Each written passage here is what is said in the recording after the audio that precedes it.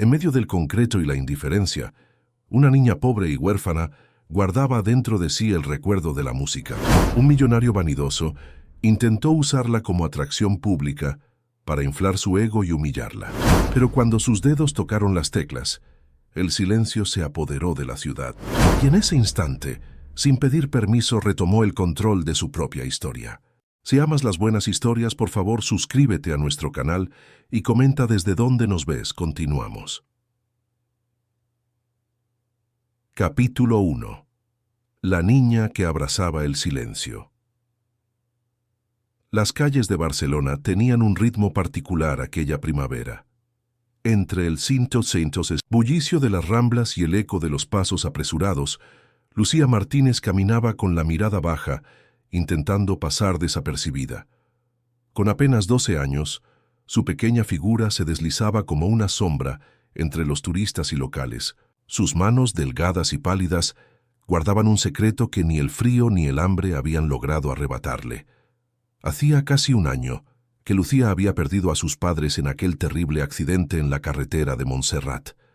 Elena y Miguel Martínez, profesores de música en el prestigioso conservatorio del Liceu, habían dejado este mundo demasiado pronto, y con ellos se había ido el hogar cálido que una vez protegió a la pequeña. La burocracia y las circunstancias habían conspirado contra ella. Sin familiares cercanos dispuestos a acogerla, Lucía se había escapado del centro de acogida al tercer día, aterrorizada por la frialdad del lugar y la indiferencia que sentía a su alrededor. Ahora su hogar era un rincón escondido bajo el puente de Vallcarca, donde había creado un refugio improvisado con cartones y una manta vieja. Los días los pasaba entre la plaza de Catalunya y el barrio gótico, donde limpiaba zapatos o vendía pañuelos de papel para conseguir algunas monedas. Las noches eran lo más difícil, cuando el frío se colaba entre sus huesos y los recuerdos la asaltaban sin piedad. Lucía, tienes un don, le había dicho su madre tantas veces, mientras sus dedos pequeños bailaban sobre las teclas del piano. La música vive en ti, mi niña, nadie podrá quitártela jamás. Y era cierto, antes de la tragedia, Lucía era considerada una prodigio. A los 8 años ya había ofrecido su primer recital en la Sala Parés. A los 10 había sido invitada a tocar con la Orquesta Sinfónica de Barcelona. Los críticos hablaban de su técnica impecable, pero sobre todo de su sensibilidad, de cómo conseguía que cada nota vibrara con emoción pura. Manos de ángel, la habían llamado en el periódico local. Ahora, esas mismas manos estaban ásperas y sucias, pero dentro de Lucía, la música seguía viva. Cada noche, cuando el silencio se adueñaba de la ciudad, cerraba los ojos y tocaba pianos invisibles. Sus dedos se movían en el aire, interpretando a Chopin, a Beethoven, a Albéniz. Era su forma de resistir, de recordar quién era realmente bajo aquellas ropas raídas y aquel pelo enmarañado. Aquella mañana de abril, Lucía había conseguido colarse en la catedral durante una misa, no por devoción, sino porque sabía que allí repartían bocadillos a la salida. Mientras esperaba entre los bancos del fondo, sus ojos se habían quedado fijos en el órgano. Majestuoso, imponente, parecía llamarla. Cuando la ceremonia terminó y la gente comenzó a salir, Lucía se escabulló hacia las escaleras que conducían al instrumento. No supo cuánto tiempo estuvo allí, contemplándolo, casi sin atreverse a respirar. Finalmente, cuando la catedral quedó prácticamente vacía, se acercó y posó sus dedos sobre las teclas. No presionó, solo las acarició, recordando su textura, su firmeza. ¿Sabes tocar? La voz grave la sobresaltó. Un hombre mayor, con sotana y mirada amable, la observaba desde unos metros. Lucía retrocedió asustada. Su instinto de supervivencia le había enseñado a desconfiar. «No debes temer, pequeña», continuó el sacerdote, manteniendo la distancia. «Me llamo Padre Sebastián. Soy el organista de la catedral». Lucía permaneció en silencio, evaluando si debía huir. «Te he visto otras veces por aquí», añadió él. «Siempre miras el órgano con tanta añoranza». El sacerdote se acercó, al instrumento y se sentó. Sus manos, arrugadas por los años, comenzaron a tocar una melodía suave. Bach. Lucía lo reconoció al instante. Era una de las piezas que su padre solía interpretar en casa. La música es un lenguaje universal, dijo el padre Sebastián sin dejar de tocar. Conecta almas, trasciende el tiempo. Algo se rompió dentro de Lucía. Quizás fue el recuerdo de su padre, o tal vez la dulzura de aquellas notas flotando en la inmensidad de la catedral. Por primera vez en meses sintió que podía confiar en alguien. «Sé tocar», susurró, tan bajo que apenas se oyó a sí misma.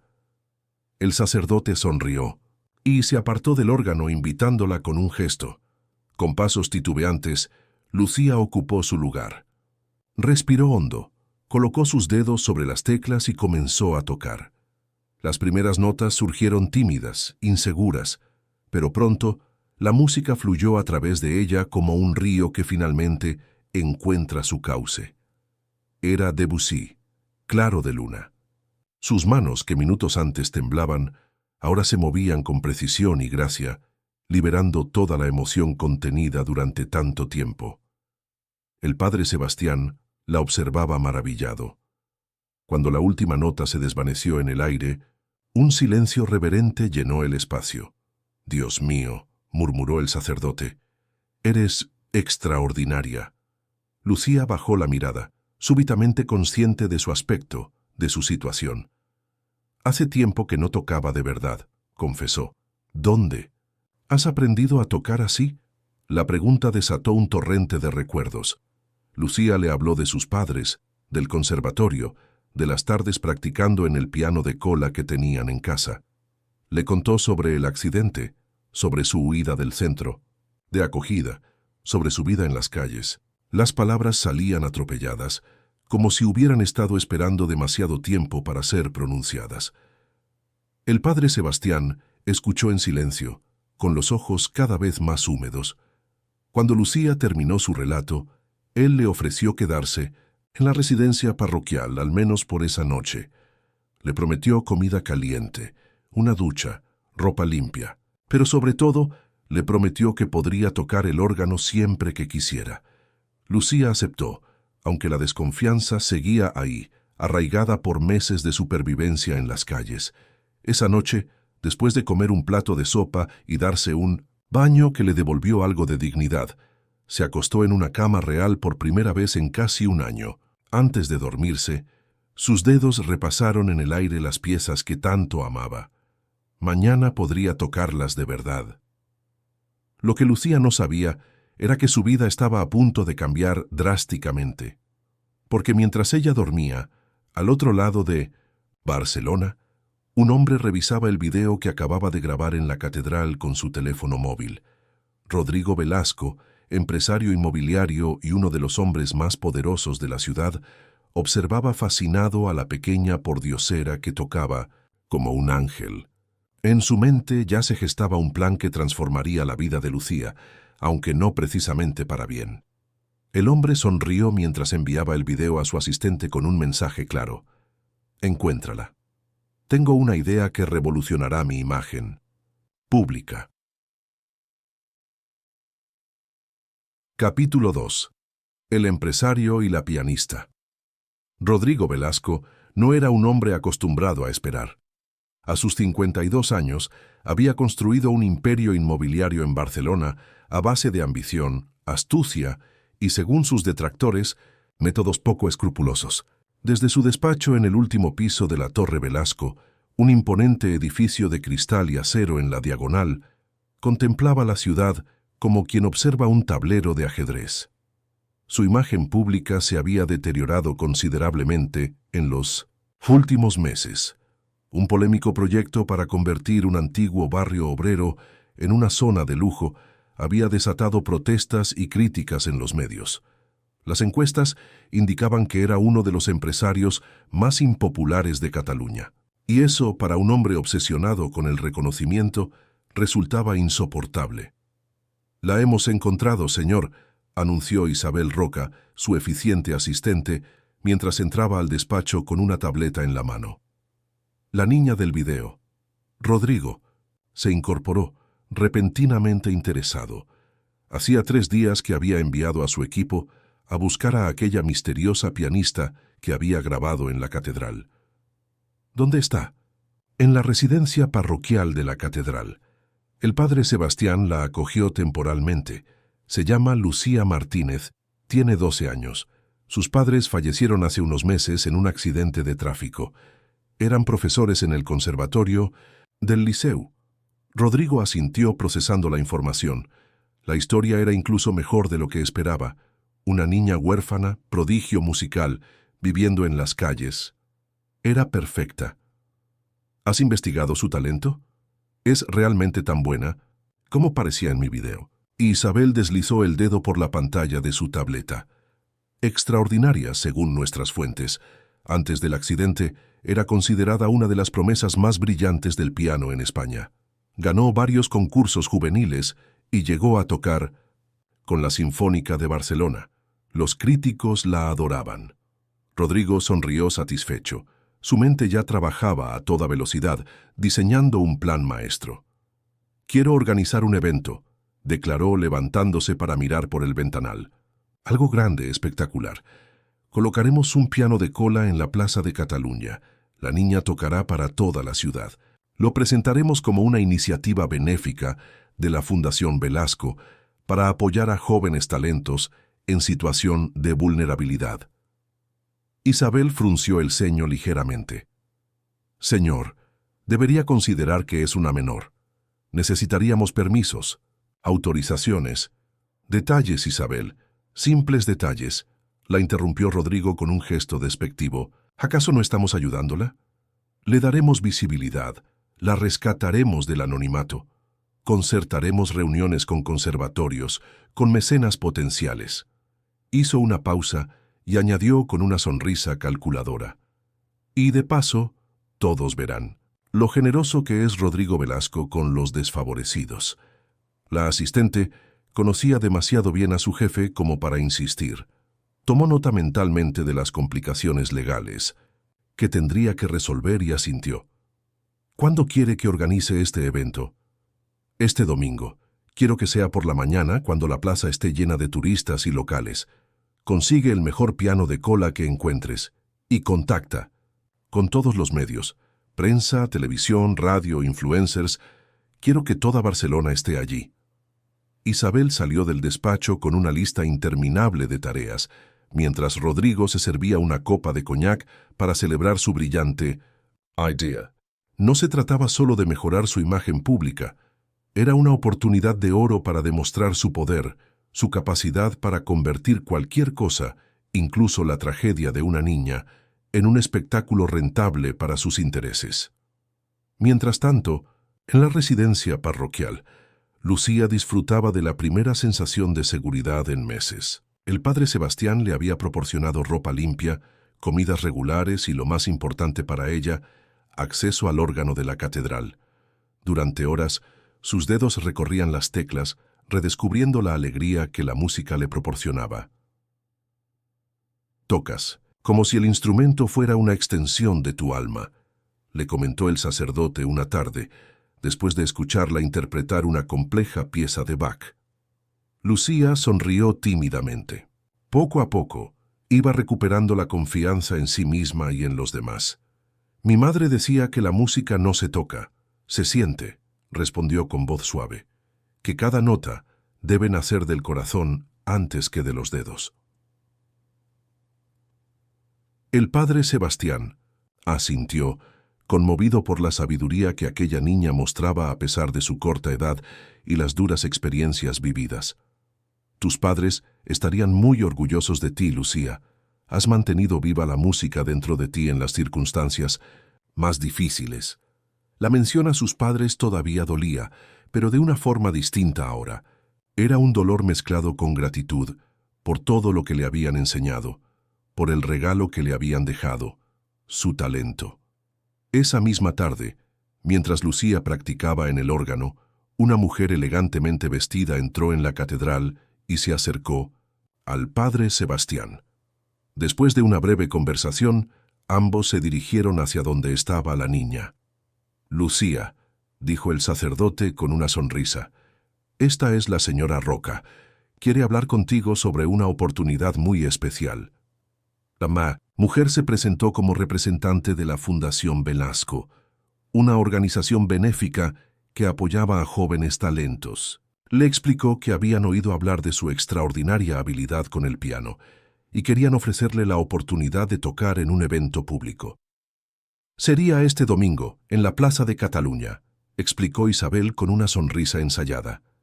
Un concierto al aire libre, con un piano de cola profesional. Muchas personas importantes del mundo de la música estarán allí. Podría ser el primer paso para retomar tu carrera, para conseguir una beca en un conservatorio. Lucía escuchaba con una mezcla de emoción y recelo. Por un lado, la idea de volver a tocar un piano de cola en público hacía que su corazón latiera más rápido.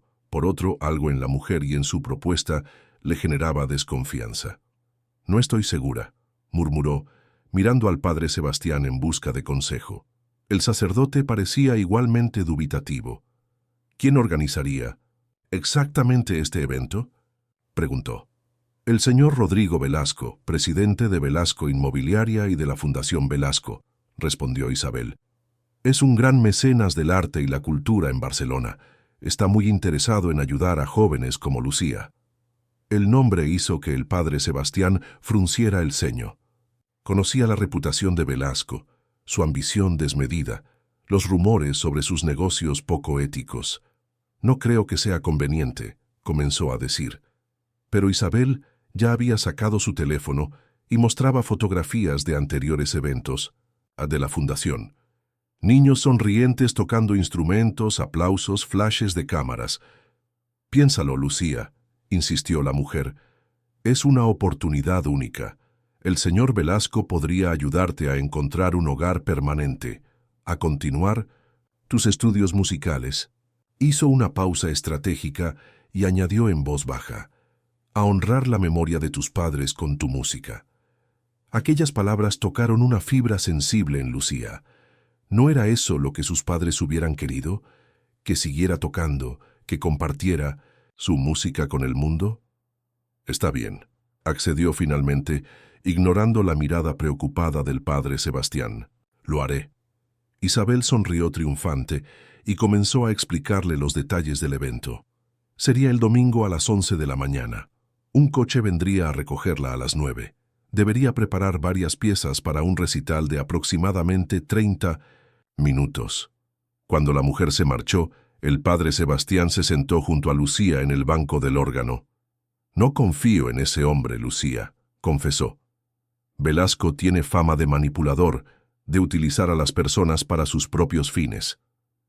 «Solo será un concierto», respondió ella, aunque la inquietud comenzaba a instalarse en su estómago. «¿Y si realmente puede ayudarme a volver a estudiar música?». El sacerdote suspiró, reconociendo el anhelo en los ojos de la niña. «Iré contigo», decidió. «No te dejaré sola en esto». Lo que ninguno de los dos sabía era que Rodrigo Velasco ya había puesto en marcha una maquinaria imparable. La noticia del descubrimiento de una niña prodigio que vivía en las calles de Barcelona se había filtrado estratégicamente a la prensa. Las redes sociales comenzaban a hervir con especulaciones y expectativas. El empresario había conseguido que varios críticos musicales y personalidades influyentes confirmaran su asistencia. En su lujoso ático del Paseo de Gracia, Rodrigo observaba complacido cómo su plan tomaba forma. El domingo, toda Barcelona sería testigo de su generosidad, de cómo él, Rodrigo Velasco, rescataba a una niña del olvido y la devolvía al lugar que merecía. Su imagen pública daría un giro de 180 grados. Poco le importaba realmente el futuro de Lucía, más allá del espectáculo. Para él, ella era simplemente una pieza más en su estrategia, un peón en su partida de ajedrez contra la opinión pública. Capítulo 3. La Plaza de Cataluña. El domingo amaneció con un cielo despejado sobre Barcelona. La luz mediterránea bañaba las fachadas modernistas y se filtraba entre las hojas de los plátanos que bordeaban la Plaza de Cataluña. Desde primera hora un equipo de técnicos se afanaba en los preparativos, un escenario improvisado, un sistema de sonido profesional y en el centro, reluciente bajo los primeros rayos de sol, un imponente piano de cola Steinway. Los transeúntes se detenían, intrigados por el despliegue. Algunos leían los carteles que anunciaban el despertar de un talento, concierto benéfico de la Fundación Velasco. Otros fotografiaban el piano, preguntándose quién sería el protagonista de semejante evento. En la residencia parroquial, Lucía apenas había dormido. La ansiedad y la emoción se entremezclaban en su interior como notas disonantes. Sentada frente al pequeño espejo de su habitación, contemplaba su reflejo transformado. La señora Roca había enviado un vestido azul celeste, zapatos a juego y una estilista que había recogido su pelo en un elegante moño. Parecía otra persona, tan distinta a la niña que había vagado por las calles apenas una semana antes. «Estás preciosa», dijo el padre Sebastián al verla. «Pero recuerda, Lucía, lo importante no es cómo te veas, sino cómo te sientas al tocar. La música viene del alma». Lucía asintió, agradecida por aquellas palabras que le recordaban a las de su madre. A las 9 en punto, tal como habían prometido, un lujoso coche negro se detuvo frente a la residencia. El conductor, un hombre de traje oscuro y gesto severo, les abrió la puerta a ella y al sacerdote. Durante el trayecto hacia la plaza de Minucentre, Cataluña, Lucía repasaba mentalmente las piezas que había seleccionado para su repertorio. Empezaría con Chopin, seguiría con Albéniz y terminaría con Debussy. Piezas que conocía bien, que podía tocar con los ojos cerrados, que estaban entrelazadas con sus recuerdos más preciados. Al llegar a la plaza, la sorprendió la multitud que ya se había congregado. Cientos de personas esperaban, algunas sentadas en sillas dispuestas frente al escenario, otras de pie, formando un círculo cada vez más amplio. Había cámaras de televisión, fotógrafos, periodistas con micrófonos y libretas. «No me dijeron que habría tanta gente», susurró Lucía, sintiendo que el pánico empezaba a apoderarse de ella. El padre Sebastián apretó su mano infundiéndole ánimo. Un hombre alto, de pelo canoso y traje impecable, se acercó a ellos con una sonrisa brillante. «Al fin conozco a la pequeña virtuosa», exclamó Rodrigo Velasco, extendiendo su mano hacia Lucía. «Soy Rodrigo Velasco, presidente de la Fundación Velasco. Estamos encantados de poder ayudarte a mostrar tu talento al mundo». Había algo en su sonrisa que no llegaba a sus ojos, pensó Lucía, una frialdad calculadora que contrastaba con sus palabras amables. «Gracias por esta oportunidad», respondió educadamente, tal como le habían enseñado sus padres. «El agradecido soy yo», replicó Velasco. «No todos los días se descubre a una joya como tú», se volvió hacia uno de sus asistentes. «¿Está todo listo? ¿Los medios? ¿Las autoridades?» El asistente asintió, confirmando que todo marchaba según lo planeado. «Perfecto». Velasco se dirigió nuevamente a Lucía. «Tendrás unos minutos para familiarizarte con el piano antes de empezar. Después, yo daré un pequeño discurso presentándote y explicando la labor de nuestra fundación. Y luego, todo tuyo». Le guiñó un ojo y añadió en voz baja: «Impresiónalos». Lucía fue conducida hacia el piano. En cuanto sus dedos tocaron las teclas, sintió una conexión inmediata. Era un instrumento magnífico, con un sonido profundo y cristalino a la vez. Tocó unos acordes, probó los pedales, se dejó llevar por esa sensación familiar y al mismo tiempo nueva. Mientras tanto, el padre Sebastián observaba a Velasco interactuar con periodistas y personalidades.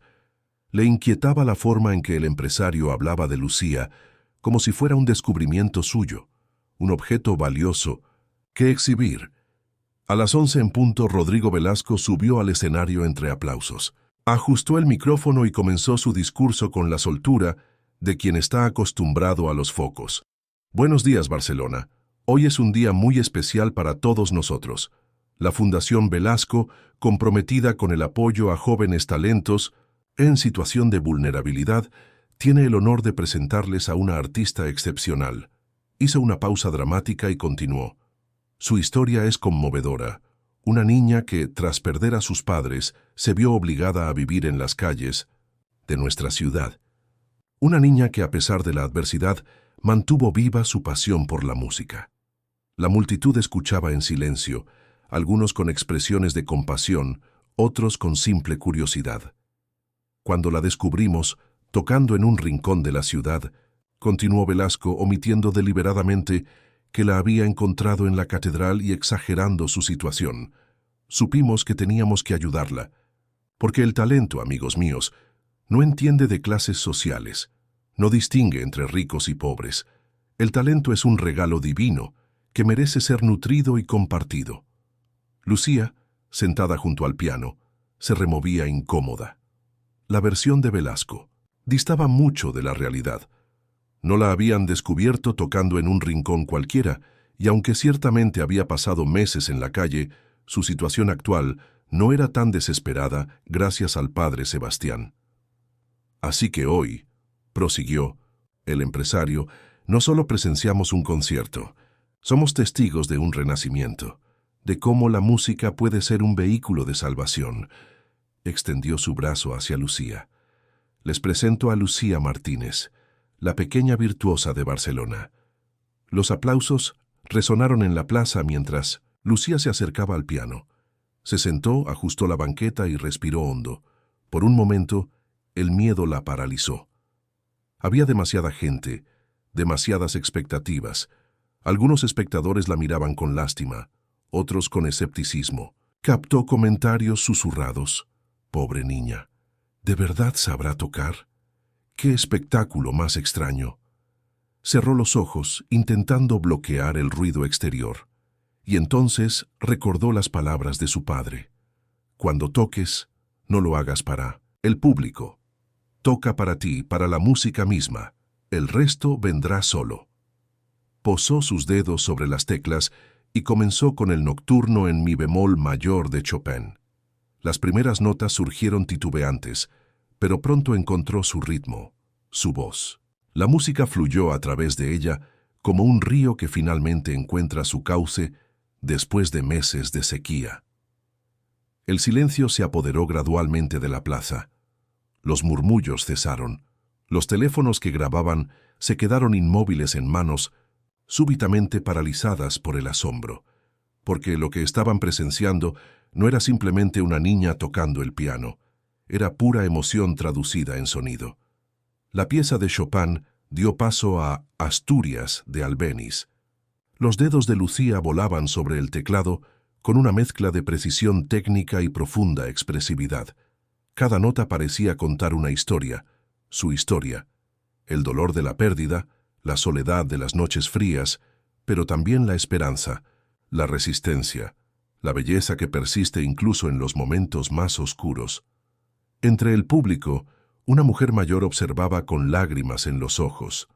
Mercedes Domínguez, exdirectora del Conservatorio Superior de Música del Liceu, reconocía en aquella niña no solo un talento extraordinario, sino una sensibilidad única.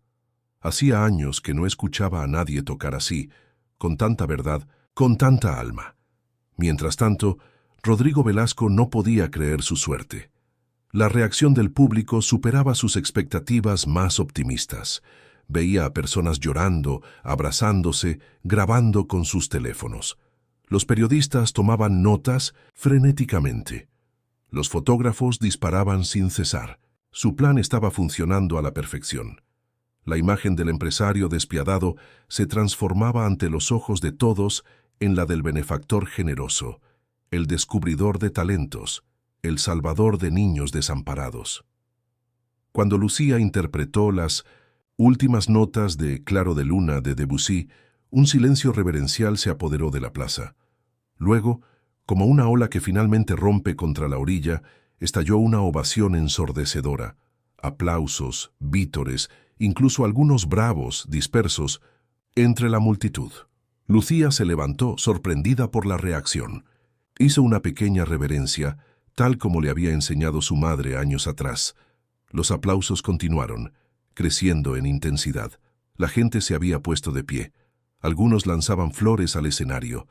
Rodrigo Velasco aprovechó el momento para subir nuevamente al escenario. Pasó un brazo por los hombros de Lucía y saludó a la multitud con la otra mano, como si compartiera el mérito de aquella actuación extraordinaria. «Barcelona», exclamó en el micrófono. «Así es como la Fundación Velasco transforma vidas. Esta niña, que hace apenas unos días vagaba por nuestras calles, hoy nos ha regalado un momento que nunca olvidaremos. Y esto es solo el comienzo, hija. Con su ayuda, con su apoyo a nuestra fundación, podremos descubrir y nutrir más talentos como el de Lucía». La niña se sentía cada vez más incómoda bajo el brazo de Velasco. No le gustaba cómo hablaba de ella, como si fuera un objeto de exhibición, un trofeo que mostrar. Buscó con la mirada al padre Sebastián entre la multitud y lo encontró cerca del escenario, con una expresión que mezclaba orgullo por su actuación y preocupación por la situación. Los periodistas se acercaron lanzando preguntas tanto a Velasco como a Lucía. El empresario respondía con soltura, monopolizando la atención, destacando la labor de su fundación y su ojo especial para detectar talentos extraordinarios. «Lucía», preguntó una periodista, logrando finalmente dirigirse directamente a ella, «¿cómo te sientes después de esta actuación tan emocionante?». Antes de que pudiera responder, Velasco intervino. «Está abrumada, naturalmente. Ha sido un día muy intenso para ella. Tendremos una rueda de prensa más adelante, cuando esté más descansada». La periodista insistió, «pero me gustaría oír su propia voz. Al fin y al cabo es ella quien tiene el talento». Algo en aquella mujer, en su mirada directa y sincera, hizo que Lucía se armara de valor. «Me siento agradecida», comenzó con voz suave pero firme. «Agradecida por poder tocar de nuevo, por compartir la música que mis padres me enseñaron a amar». Hizo una pausa y añadió, «pero debo aclarar algo. No fui descubierta vagando por las calles. Estaba en la catedral, tocando el órgano, porque el padre Sebastián me había acogido». Un murmullo recorrió la multitud. Velasco tensó visiblemente su sonrisa. «Los detalles no importan», dijo intentando restar importancia a la corrección. «Lo importante es que ahora estás aquí, mostrando tu talento al mundo gracias a nuestra fundación». Pero la semilla de la duda ya estaba plantada. Varios periodistas comenzaron a tomar notas con renovado interés, percibiendo que había más en aquella historia de lo que Velasco quería mostrar. Capítulo 4. Luces y sombras. Las horas siguientes al concierto transcurrieron como un torbellino para Lucía. Fue conducida a un lujoso restaurante en el Paseo de Gracia, donde Rodrigo Velasco había organizado un almuerzo con personas importantes, según él. Críticos musicales, directores de conservatorios, periodistas seleccionados y algunos políticos locales se reunieron en un salón privado para conocer más de cerca a la nueva sensación musical de Barcelona. Sentada entre Velasco y su asistente Isabel, Lucía se sentía como un pez fuera del agua.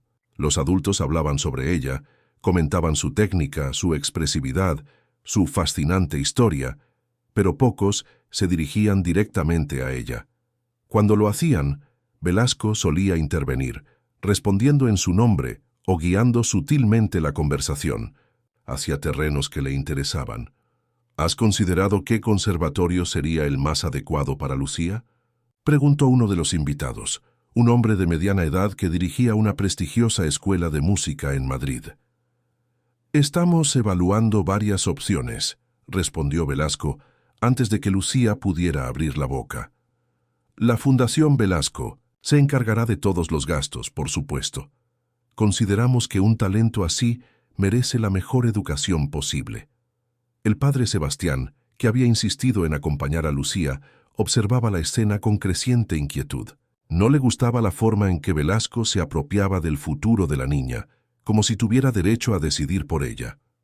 «Creo que lo más importante es preguntar a Lucía qué desea», intervino el sacerdote, ganándose una mirada irritada de «Velasco, al fin y al cabo es su vida, su talento». Un silencio incómodo se instaló en la mesa.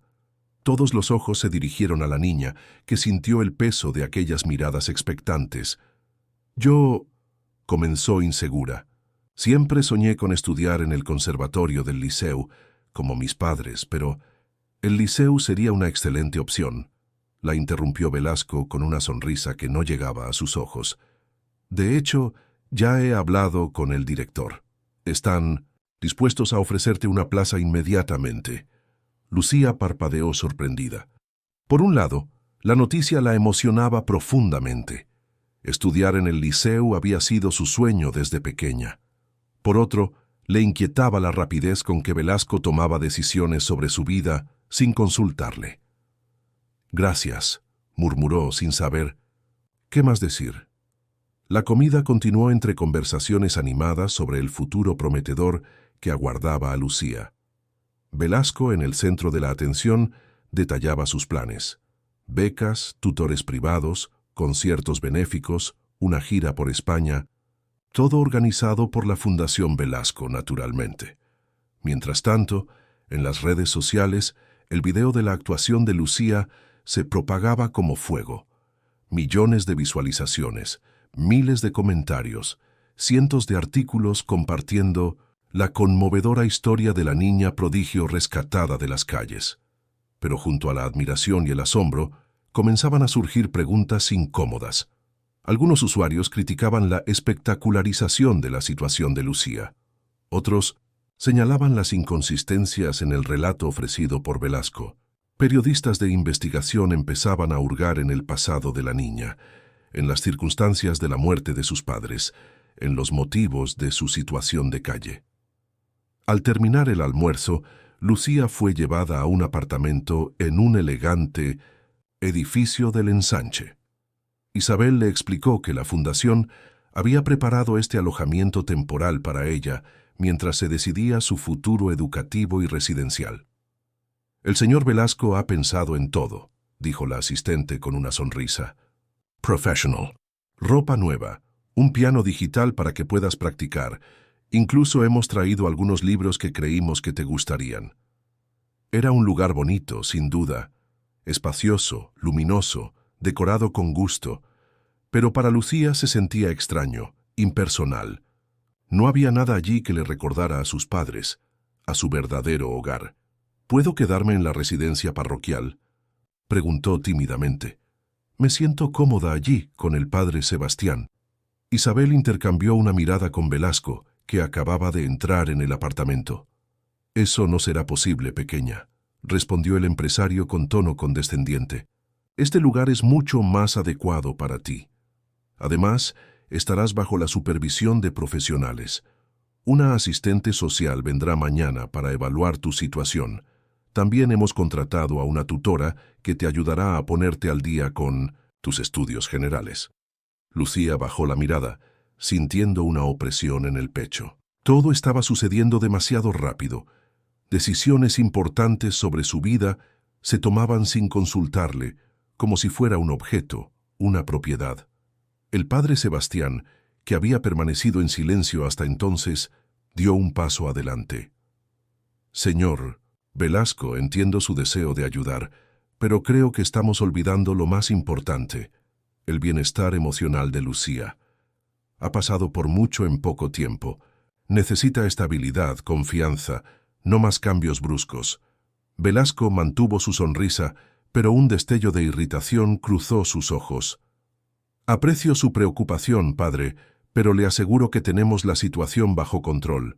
Psicólogos, trabajadores sociales, tutores, todo el apoyo que Lucía necesita. Lo que necesito es que me escuchen», intervino Lucía con una valentía que sorprendió a todos, incluida ella misma. «Agradezco lo que está haciendo por mí, señor Velasco, pero no quiero más entrevistas, ni más comidas con extraños, ni más decisiones tomadas sin consultarme». La habitación quedó en silencio. Velasco la miró como si de repente hubiera descubierto que el objeto que acababa de comprar tenía voz propia. «Entiendo que estés abrumada», dijo finalmente, recuperando su tono paternal. «Ha sido un día intenso. Descansa hoy, y mañana Hablaremos con más calma.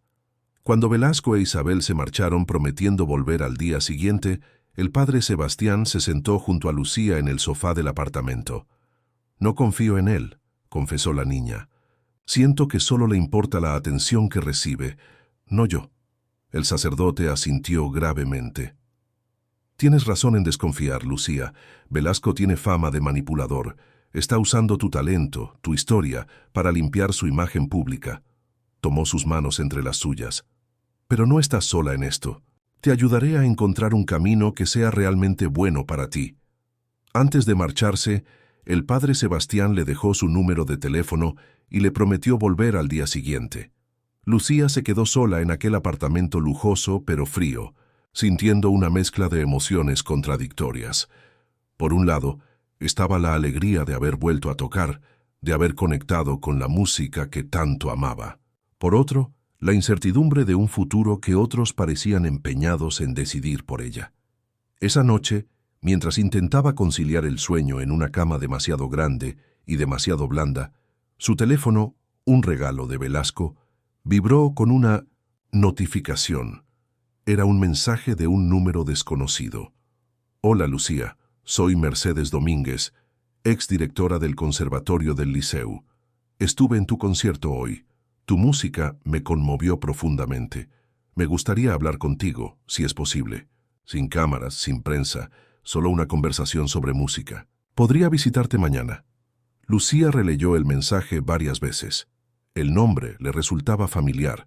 Sus padres habían mencionado a Mercedes Domínguez con respeto y admiración, una leyenda viva de la educación musical en España. Respondió, con un simple «sí, me gustaría mucho». Quizás esta mujer podría ayudarla a encontrar su camino en medio de tanta confusión. Mientras tanto, en su despacho de la Torre Velasco, Rodrigo revisaba complacido los titulares de la prensa digital. Velasco descubre a una joven Mozart en las calles de Barcelona, la niña prodigio que cautivó a toda una ciudad. De la indigencia al estrellato, el milagro de Lucía Martínez. Su estrategia estaba funcionando. Su imagen mejoraba por momentos. Las acciones de su empresa habían subido un 3% solo ese día. Sin embargo, un correo electrónico interrumpió su autocomplacencia. Era de su jefe de prensa, alertándole sobre un artículo que se publicaría mañana en un importante periódico nacional. El oscuro pasado de los padres de Lucía. ¿Por qué una niña con tanto talento acabó en la calle? El periodista había investigado a fondo y descubierto que Miguel y Elena Martínez no habían muerto en un simple accidente, sino en circunstancias que involucraban indirectamente a Velasco Inmobiliaria. El empresario sintió que el suelo se movía bajo sus pies. Si esa información salía a la luz, todo su plan se vendría abajo. En lugar de mejorar su imagen, el caso Lucía podría destruirla para siempre. Tomó el teléfono y marcó un número. «Tenemos un problema», dijo sin preámbulos. «Necesito que detengas una publicación, a cualquier precio». Al otro lado, de la ciudad, Mercedes Domínguez releía antiguos recortes de prensa sobre Miguel y Elena Martínez. Había sido su mentora en el conservatorio, los había visto crecer como músicos y como personas. Su muerte la había afectado profundamente, y durante meses había intentado localizar a su hija, sin éxito. Cuando vio a Lucía en aquel escenario, la reconoció al instante. No solo por su increíble parecido con Elena, sino por la forma de tocar, por esa sensibilidad única que solo había visto antes en sus padres. «Te encontré pequeña», murmuró para sí misma, «y no dejaré que nadie vuelva a hacerte daño». Lo que Mercedes no sabía era que estaba a punto de entrar en 1900, un peligroso juego de poder e intereses, porque Rodrigo Velasco no estaba dispuesto a permitir que nada ni nadie arruinara sus planes. Y Lucía, la niña prodigio que había cautivado a Barcelona con su música, se encontraba en el centro de una tormenta que apenas comenzaba. A la mañana siguiente, Lucía se despertó sobresaltada por el sonido del timbre. No era Mercedes Domínguez, como esperaba, sino Isabel Roca, acompañada por un equipo de maquilladores y estilistas. «Buenos días, Lucía», saludó la asistente con su habitual eficiencia. «Tenemos un día muy ocupado por delante. Entrevista en televisión a las 10, sesión de fotos a las 12, almuerzo con posibles patrocinadores a las 2. Pero yo no he aceptado nada de eso, protestó Lucía, aún en pijama. Y estoy esperando a alguien importante. Isabel sonrió con condescendencia. Todo ha sido coordinado por el señor Velasco. Es por tu bien, Lucía. Estas apariciones ayudarán a asegurar tu futuro. Mientras el equipo invadía el apartamento, preparando vestuario y maquillaje, Lucía envió un mensaje desesperado al padre Sebastián. «Ayúdeme, por favor. No quiero hacer esto». No sabía que el sacerdote ya estaba en camino, acompañado por alguien que cambiaría el rumbo de toda esta historia, Mercedes Domínguez. Capítulo 5. La verdad entre notas. Mercedes Domínguez avanzaba con paso decidido por el vestíbulo del elegante edificio del Ensanche. A sus 72 años, mantenía la postura erguida y la mirada penetrante que habían intimidado a generaciones de estudiantes en el conservatorio del Liceu. El padre Sebastián, a su lado, apenas podía seguir su ritmo. «Ese Velasco es un buitre», murmuraba Mercedes mientras esperaban el ascensor. «Siempre lo ha sido. Recuerdo cuando intentó comprar los terrenos del antiguo conservatorio para construir apartamentos de lujo. Miguel y Elena fueron de los pocos que se atrevieron a enfrentarse a él públicamente». El padre Sebastián la miró con sorpresa. ¿Los padres de Lucía conocían a Velasco? Más de lo que él quisiera admitir, respondió Mercedes con una expresión sombría. Pero ahora lo importante es sacar a la niña de sus garras. Cuando llegaron al apartamento, fueron recibidos por Isabel Roca, quien intentó impedirles el paso. «Lo siento, pero Lucía está ocupada. Tiene un día completo de compromisos». «¿Compromisos? Que ella no ha aceptado», replicó el padre Sebastián con firmeza. «Venimos a ver a Lucía, no a usted». Mercedes dio un paso al frente, irguiéndose en toda su estatura. «Soy Mercedes Domínguez, exdirectora del Conservatorio del Liceu y amiga personal de los padres de Lucía». Su voz no admitía réplica. «Ella me está esperando». Isabel vaciló, claramente descolocada por la presencia de aquella imponente mujer. «Tendré que consultarlo con el señor Velasco», dijo finalmente, sacando su teléfono. «Consúltelo mientras pasamos», respondió. Mercedes, esquivándola y entrando en el apartamento seguida por el sacerdote.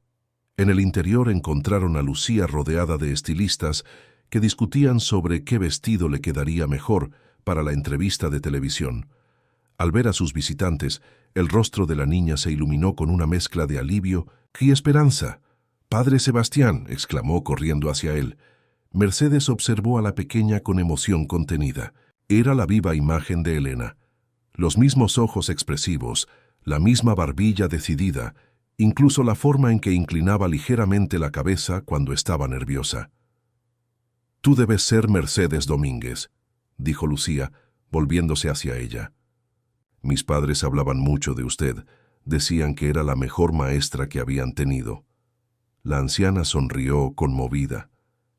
«Y ellos fueron dos de mis alumnos más queridos», respondió, tomando las manos de Lucía entre las suyas. «Cuando te vi tocar ayer, fue como escucharlos de nuevo. Tienes su talento, su sensibilidad». Los estilistas y maquilladores intercambiaron miradas incómodas, sin saber cómo proceder.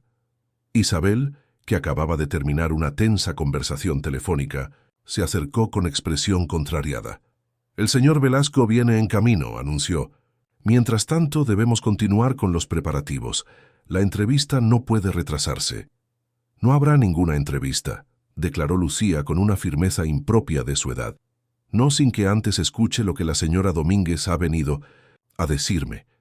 Isabel abrió la boca para protestar, pero algo en la mirada de la niña la detuvo. Había una determinación nueva en sus ojos, como si hubiera recuperado una parte de sí misma que creía perdida. «Que todo el mundo salga, por favor», ordenó Mercedes con la autoridad de quien ha dirigido instituciones durante décadas. «Necesitamos hablar en privado». Para sorpresa de todos, incluso de Isabel, el equipo comenzó a recoger sus cosas y a abandonar la habitación. Quedaron solo Lucía, Mercedes y el padre Sebastián. Isabel permaneció en el pasillo, hablando nerviosamente por teléfono. Una vez solos, Mercedes se sentó junto a Lucía en el sofá. Su expresión se suavizó, dejando entrever a la mujer cálida que se escondía tras la fachada de severidad. Lucía, hay cosas sobre tus padres, sobre el accidente, que creo que debes saber, comenzó con voz gentil. Cosas que podrían explicar por qué Rodrigo Velasco está tan interesado en ti, más allá de tu evidente talento. La niña la miró con una mezcla de curiosidad y temor. ¿Qué cosas? Mercedes respiró hondo. Tus padres no murieron en 1900, un simple accidente de tráfico, explicó. El coche en el que viajaban sufrió un fallo en los frenos mientras bajaban por la carretera de Montserrat. Hubo una investigación, pero se cerró rápidamente, concluyendo que fue un fallo mecánico. Eso es lo que me dijeron, murmuró Lucía, sintiendo que un frío se instalaba en su estómago. Lo que no te dijeron es que, semanas antes del accidente, tus padres habían liderado una campaña contra un proyecto inmobiliario de Velasco. Mercedes hizo una pausa, eligiendo cuidadosamente sus palabras. El proyecto implicaba la demolición de un antiguo edificio protegido donde se impartían clases de música a niños de barrios desfavorecidos. Miguel y Elena organizaron protestas, recogieron firmas, hablaron con la prensa, y lo consiguieron. El ayuntamiento revocó los permisos de construcción. Fue una derrota humillante para Velasco. El padre Sebastián escuchaba con creciente indignación. Comenzaba a entender el interés obsesivo del empresario por Lucía. ¿Está sugiriendo que Velasco tuvo algo que ver con el accidente?, preguntó bajando la voz aunque estaban solos. Mercedes negó con la cabeza. No tengo pruebas de eso y no me atrevería a afirmarlo, respondió con cautela. Lo que sí sé es que aprovechó la situación para adquirir el edificio, poco después cuando ya nadie luchaba por él, y ahora al descubrir quién eres tú, Lucía, está utilizándote para limpiar su imagen. Es perverso. Lucía procesaba la información en silencio. Recordaba vagamente las conversaciones de sus padres sobre un edificio antiguo, sobre clases de música para niños sin recursos, pero nunca había relacionado eso con el accidente, ni con su situación actual. Si lo que dice es cierto, dijo, finalmente, ¿por qué nadie me ayudó después del accidente? ¿Por qué acabé en la calle? La pregunta golpeó a Mercedes como una bofetada. Sus ojos se llenaron de lágrimas contenidas. Te busqué, Lucía, confesó con voz quebrada, durante meses, pero el sistema te perdió. Te asignaron a un centro de acogida temporal, luego a otro, y cuando finalmente descubrí dónde estabas, ya habías huido. Tomó las manos de la niña entre las suyas. No sabes cuánto lo siento. Debí haber sido más persistente, más rápida. El dolor en la voz de Mercedes era auténtico. Lucía sintió que podía confiar en ella, que por fin había encontrado a alguien que realmente se preocupaba por su bienestar, no por lo que pudiera obtener de ella. ¿Qué vamos a hacer ahora?, preguntó mirando alternativamente a Mercedes y al padre Sebastián. Velasco no me dejará ir tan fácilmente, no después de todo lo que ha organizado. Tengo una idea, respondió Mercedes, recuperando su habitual determinación. Pero necesitaremos ayuda y tiempo. En ese momento la puerta del apartamento se abrió de golpe.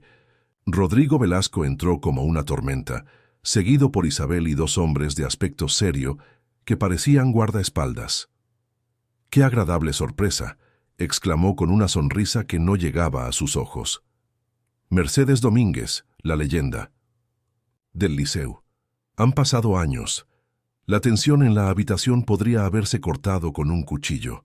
Mercedes se levantó lentamente, enfrentándose al empresario con la dignidad de quien no tiene nada que temer.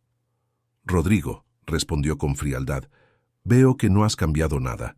Sigues aprovechándote de los más vulnerables. El rostro de Velasco se endureció por un instante, pero rápidamente recuperó su máscara de cordialidad. No sé de qué hablas, replicó con tono ligero. Estoy ayudando a Lucía. Le estoy dando una oportunidad que nadie más le ofreció. Se volvió hacia la niña. ¿No es así, pequeña? Lucía se tensó.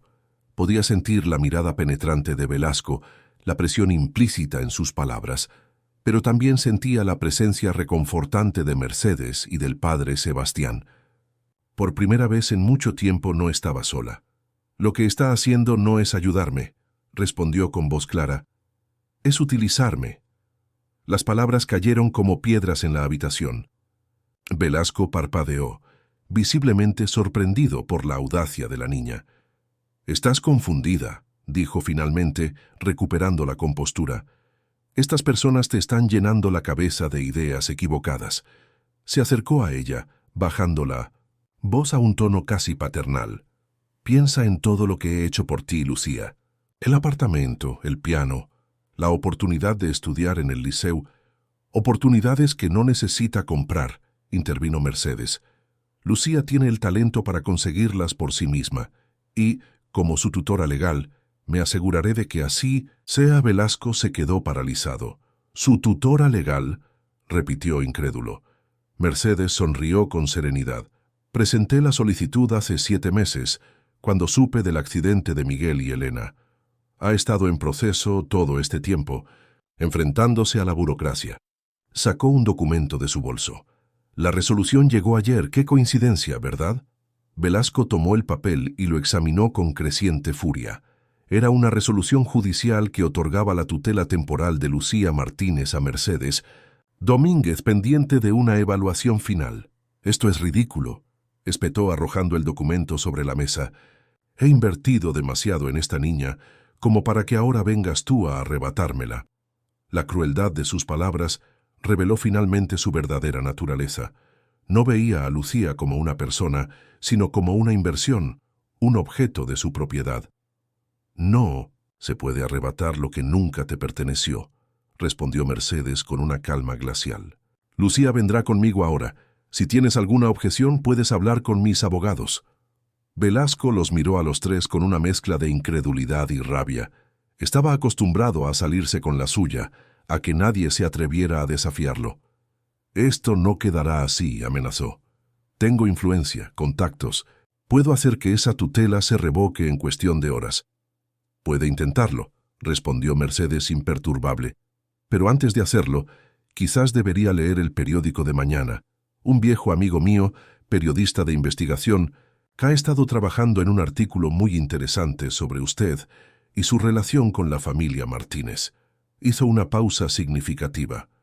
«Creo que a la opinión pública le resultará revelador».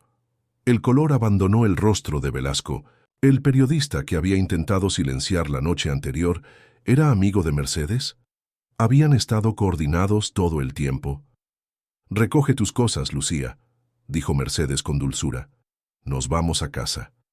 Mientras la niña se dirigía a la habitación para recoger las pocas pertenencias que tenía, Velasco dio un paso hacia Mercedes, bajando la voz para que solo ella pudiera oírlo. «No sabes con quién te estás metiendo, vieja». Mercedes sostuvo su mirada sin pestañear.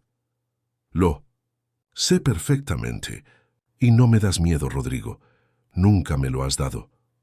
Su voz era apenas un susurro, pero cada palabra golpeaba como un martillo.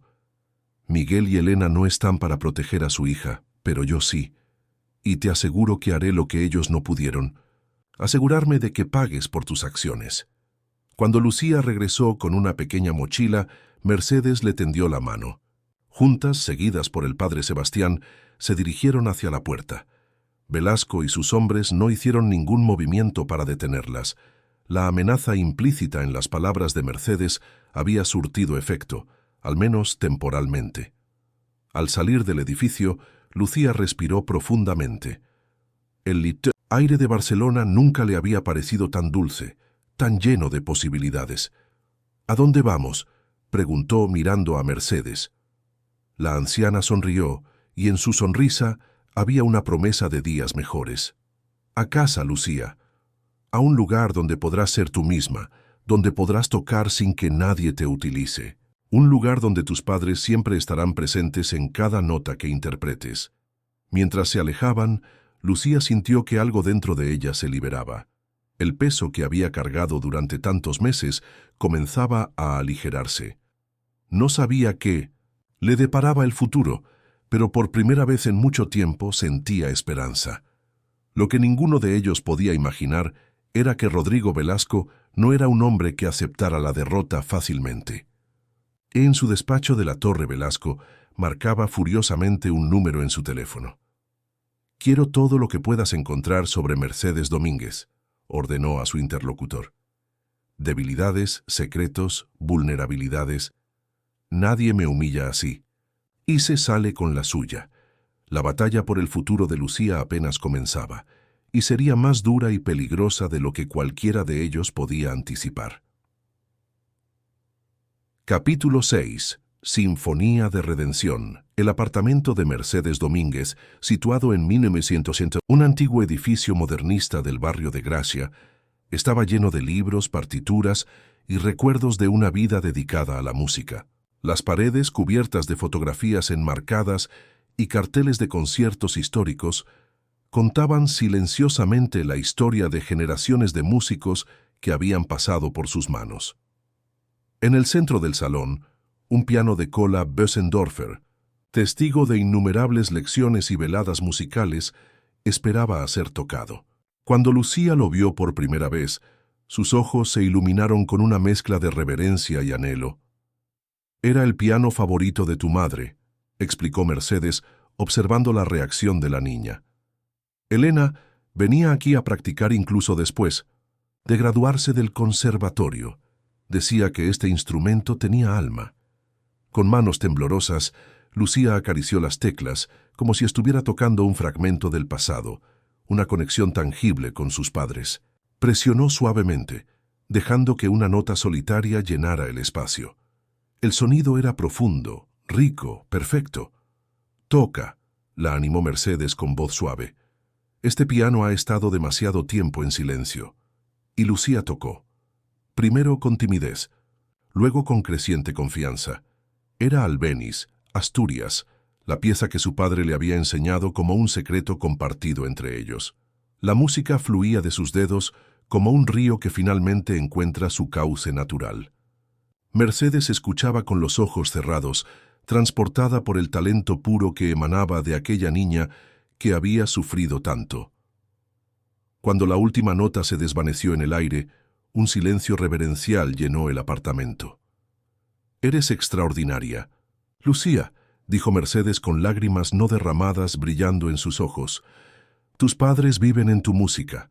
Los días siguientes transcurrieron en una rutina reconfortante. Por las mañanas, clases con tutores privados para ponerse al día con los estudios regulares. Por las tardes, práctica de piano bajo la atenta pero cariñosa supervisión de Mercedes. Las noches estaban reservadas para conversaciones, para compartir recuerdos, para sanar. Poco a poco, Lucía empezaba a sentirse segura de nuevo, a confiar, a soñar con un futuro que por primera vez en mucho tiempo parecía posible. Pero la sombra de Rodrigo Velasco seguía presente.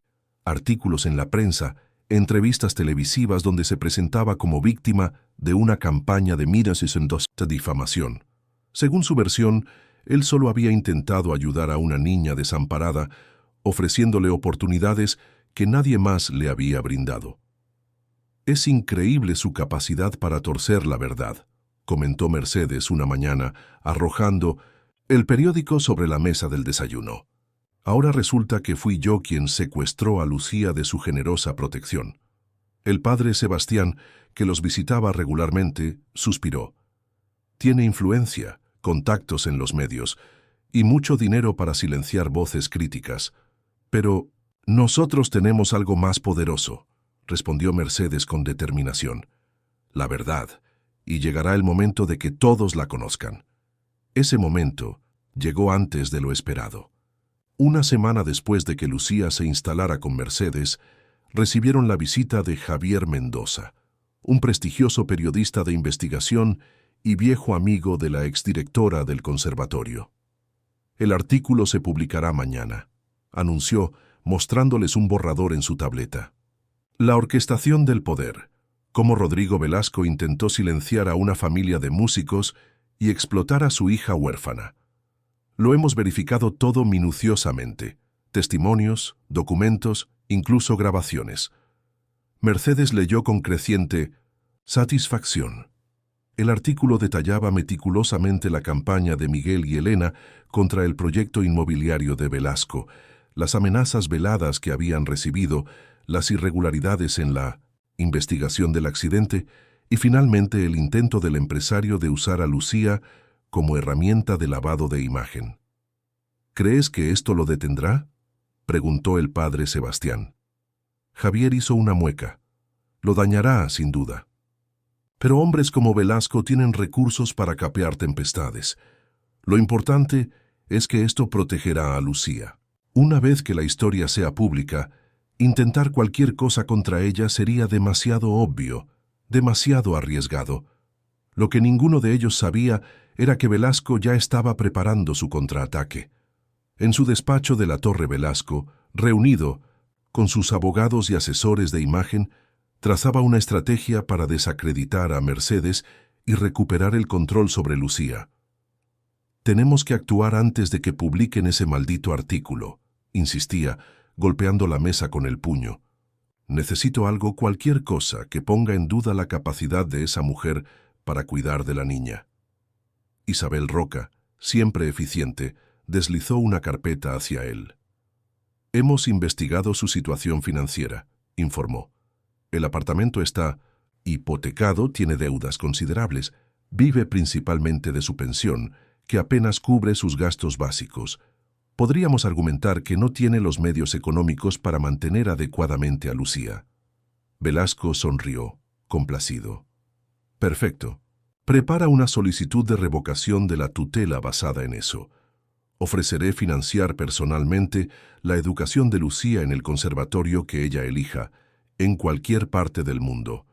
Me presentaré como el mecenas desinteresado, preocupado solo por su futuro artístico.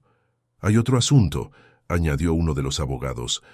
«El Conservatorio del Liceu ha ofrecido a Lucía una beca completa, independiente de cualquier patrocinio suyo. La junta directiva votó unánimemente después de ver los videos de su actuación en la plaza. La noticia golpeó a Velasco como una bofetada. Su plan de presentarse como el único capaz de garantizar la educación musical de Lucía se desmoronaba. «¡Maldita sea!», exclamó perdiendo momentáneamente la compostura. «¿Quién está detrás de esto? ¿Quién lo ha autorizado?». Isabel consultó sus notas. La propuesta vino del actual director, Antoni Ros Marbà, pero parece que fue Mercedes Domínguez quien lo contactó inicialmente. Velasco se levantó y caminó hacia el ventanal, contemplando la ciudad que se extendía a sus pies. Barcelona, que siempre había considerado su feudo personal, parecía rebelarse contra él. Personas que antes se habrían plegado a sus deseos, ahora se atrevían a desafiarlo. «Tendremos que jugar más duro», murmuró, más para sí mismo que para los presentes. «Mucho más duro». Esa misma tarde, mientras Mercedes ayudaba a Lucía, con sus ejercicios de técnica pianística, sonó el teléfono. Era Antoni Ros Marbà, el director del Conservatorio del Liceu. «Mercedes, tenemos un problema», dijo sin preámbulos. «Velasco ha amenazado con retirar todas las donaciones de su fundación si aceptamos a Lucía con la beca. Estamos hablando de casi 1 millón de euros anuales». Mercedes sintió que la sangre le hervía en las venas. No puede hacer eso. Sería demasiado evidente, demasiado mezquino incluso para él. Ha encontrado una excusa perfectamente legítima. Dice que su fundación reorientará sus recursos hacia otros conservatorios que mantengan su independencia de influencias externas. Antoni sonaba genuinamente apenado. La junta está dividida. Algunos miembros temen que sin ese dinero tendremos que recortar programas esenciales, despedir personal. ¿Y tú qué opinas, Antoni? Hubo un largo silencio al otro lado de la línea. Creo que ceder al chantaje de Velasco sería traicionar todo lo que el Liceu representa, respondió finalmente. Pero necesito tu ayuda, Mercedes. Necesito que convenzas a la junta. Después de colgar, Mercedes permaneció inmóvil, absorbiendo las implicaciones de lo que acababa de escuchar. Velasco estaba dispuesto a perjudicar a cientos de estudiantes e profesores con tal de salirse con la suya. Su obsesión con Lucía iba más allá de la simple mejora de imagen. Era personal, visceral. ¿Pasa algo?, preguntó Lucía, notando la preocupación en el rostro de su tutora. Mercedes se debatió entre proteger a la niña de más preocupaciones o ser honesta con ella. Optó por lo segundo. Lucía había demostrado una madurez y fortaleza extraordinarias. Merecía conocer la verdad. Velasco está intentando impedir que estudies en el liceu, explicó con suavidad. Está utilizando su poder económico para presionar al conservatorio. Lucía asimiló la noticia en silencio. Sus ojos, que habían empezado a recuperar el brillo de la infancia, se ensombrecieron momentáneamente. ¿Por qué no me deja en 1900? ¿Paz?, preguntó finalmente. ¿Qué quiere de mí? Control, respondió Mercedes. Hombres como él no soportan perder, no aceptan que alguien les diga no, especialmente si ese alguien es una niña de 12 años. Lucía reflexionó sobre esto, pasando distraídamente sus dedos por las teclas del piano sin presionarlas. Entonces tenemos que demostrarle que no puede controlarnos, dijo con repentina determinación, ni a mí, ni al liceu, ni a la música. Mercedes la miró con una mezcla de orgullo y sorpresa. En ese momento, vio en ella no solo a la niña talentosa que necesitaba protección, sino a la mujer fuerte en la que se estaba convirtiendo. ¿Qué propones? Un concierto, respondió Lucía. Un concierto benéfico en el Palau de la Música, con entrada libre. Todo lo recaudado de donaciones voluntarias irá al conservatorio del liceu, específicamente para becas para niños sin recursos. Sus ojos brillaban ahora con intensidad. Mostremos a Barcelona de qué se trata realmente la música, de compartir, no de controlar, de crear, no de destruir. La idea era audaz, pero Mercedes vio inmediatamente su potencial. Un evento así, correctamente publicitado, podría no solo recaudar fondos para el conservatorio, sino también exponer públicamente las tácticas de Velasco. Necesitaremos ayuda, dijo ya haciendo planes mentalmente. Contactos en los medios, apoyo logístico. El padre Sebastián conoce a mucha gente en la ciudad, sugirió Lucía, y Javier, tu amigo periodista, podría ayudarnos con la publicidad. A medida que hablaban, el plan tomaba forma. No sería solo un concierto, sino un manifiesto, una declaración pública de que el arte no podía ser manipulado ni comprado, de 1900, que el talento y la pasión eran más poderosos que el dinero y la influencia. En los días siguientes, la noticia del concierto se propagó como fuego por la ciudad. Javier Mendoza publicó su artículo, que fue retomado por otros medios nacionales e internacionales. La historia de Lucía, la verdadera historia, no la versión edulcorada de Velasco, conmovió a Barcelona. Músicos profesionales ofrecieron su participación gratuita. Empresas locales donaron servicios y recursos. El Palau de la Música cedió el espacio sin coste alguno. Cuando Rodrigo Velasco se enteró del evento, su primera reacción fue de furia. Llamó a sus abogados, amenazó con demandas, intentó presionar al Palau para que cancelara, pero esta vez sus tácticas habituales no funcionaron. La opinión pública estaba firmemente del lado de Lucía y Mercedes. Cualquier acción contra ella solo empeoraría su ya dañada reputación. Contraatacaremos de otra forma, decidió finalmente.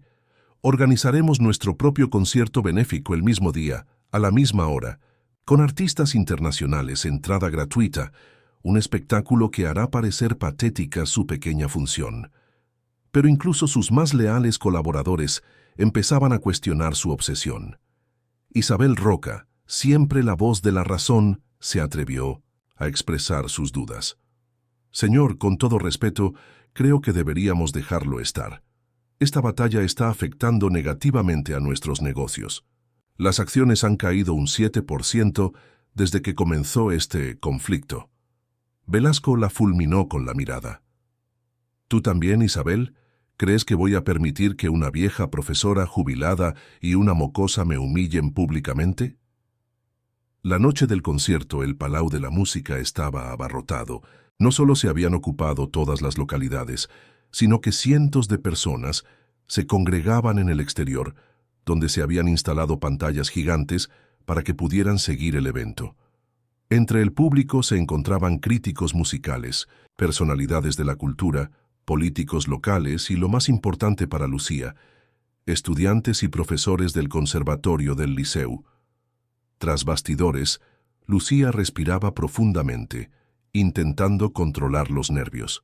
Mercedes ajustaba el cuello de su vestido azul, el mismo color que había usado aquel día en la Plaza de Cataluña, pero ahora por elección propia. ¿Estás lista?, preguntó la anciana con ternura. Lucía asintió, aunque sus manos temblaban ligeramente. «Tengo miedo», confesó. «¿Y si no estoy a la altura? ¿Y si decepciono a toda esa gente?» Mercedes tomó su rostro entre sus manos, mirándola directamente a los ojos. «Escúchame bien, Lucía Martínez.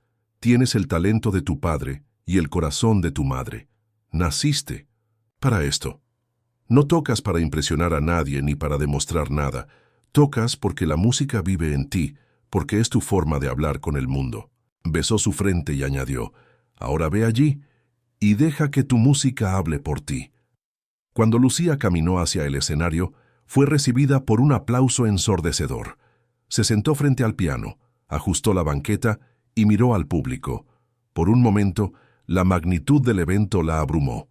Pero entonces, como había hecho tantas veces, cerró los ojos y se dejó llevar por la música que habitaba en su interior. Comenzó con Bach, un preludio que fluía como agua cristalina. Luego Chopin, apasionado y emotivo. Albéniz, evocando la esencia de España. Y finalmente, como pieza central, una composición original titulada Renacimiento, que había creado en las últimas semanas bajo la guía de Mercedes.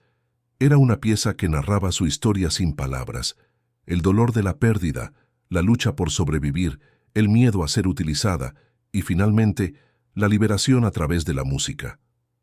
El público escuchaba hipnotizado.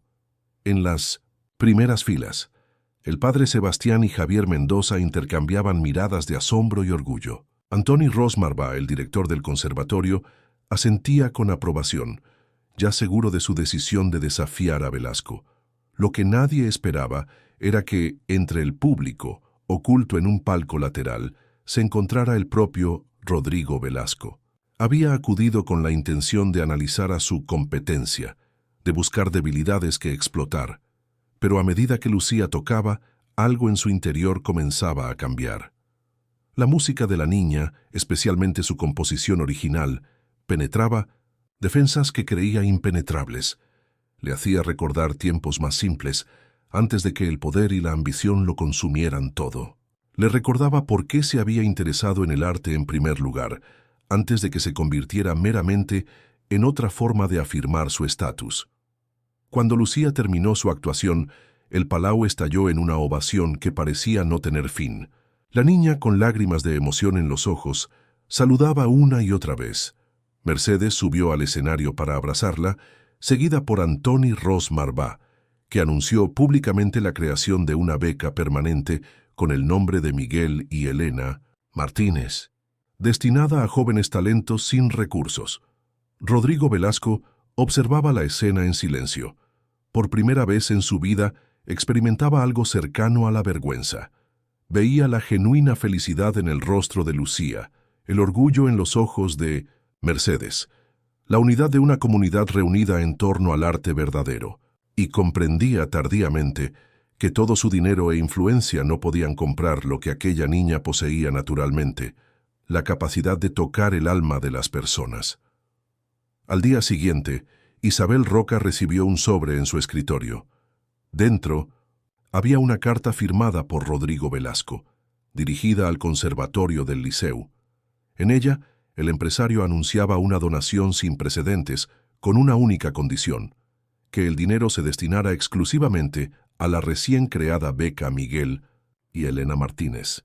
No pedía reconocimiento público, ni placas conmemorativas, ni publicidad de ningún tipo. Cuando Isabel le preguntó por qué, Velasco respondió simplemente: porque hay batallas que no se pueden ganar con dinero o poder. Lucía me ha enseñado eso. No era un cambio completo, ni una redención instantánea. Rodrigo Velasco seguiría siendo en muchos aspectos el hombre ambicioso y controlador que siempre había sido. Pero algo se había quebrado en su interior, dejando entrar un rayo de luz que quizás con el tiempo podría crecer. Para Lucía y Mercedes, la vida continuó su curso. La niña fue admitida en el conservatorio del Liceu, donde su talento florecía día a día. El apartamento de Gracia se llenó de nueva vida, de risas, de música constante. Mercedes, que había temido pasar sus últimos años en soledad, encontró en Lucía no solo a una alumna excepcional, sino a la hija que nunca tuvo. Y cada vez que Lucía se sentaba frente al piano, sentía que sus padres estaban allí, escuchando, sonriendo, viviendo a través de cada nota que sus dedos arrancaban al instrumento. Porque la música, como le habían enseñado, era inmortal, como el amor que habían sembrado en su corazón. Barcelona. La ciudad que una vez la vio deambular perdida por sus calles, ahora la aclamaba como una de sus joyas más preciadas. Pero para Lucía, el verdadero triunfo no estaba en el reconocimiento público, sino en haber recuperado su voz, su identidad, su capacidad de tocar no para impresionar, sino para expresar. En su habitación junto a la cama, guardaba como un tesoro la foto de sus padres.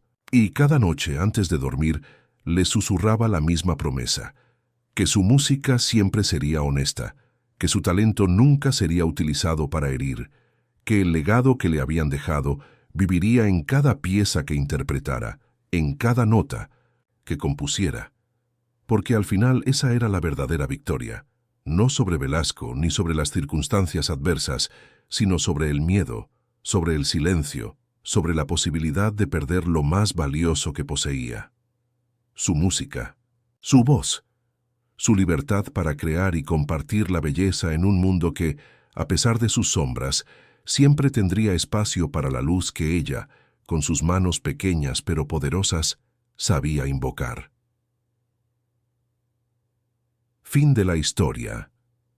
Queridos oyentes, esperamos que la historia de Lucía y su travesía desde las calles de Barcelona hasta el prestigioso escenario del Palau de la Música haya resonado en sus corazones. Para continuar este viaje emocional a través de la música y la superación, hemos preparado una lista especial con historias igualmente cautivadoras que exploran el poder transformador del arte. Encuéntrenla aquí, haciendo clic a su izquierda. Si esta narrativa tocó una fibra sensible en ustedes, no olviden suscribirse a nuestro canal y darle me gusta al video. Cada día compartimos nuevas historias que celebran la resistencia del espíritu humano frente a la adversidad. ¿Qué otras historias les gustaría escuchar? ¿Qué instrumentos musicales les apasionan? Los esperamos en los comentarios para continuar esta conversación. La música, como nos enseñó Lucía, es un lenguaje universal que puede cambiar vidas.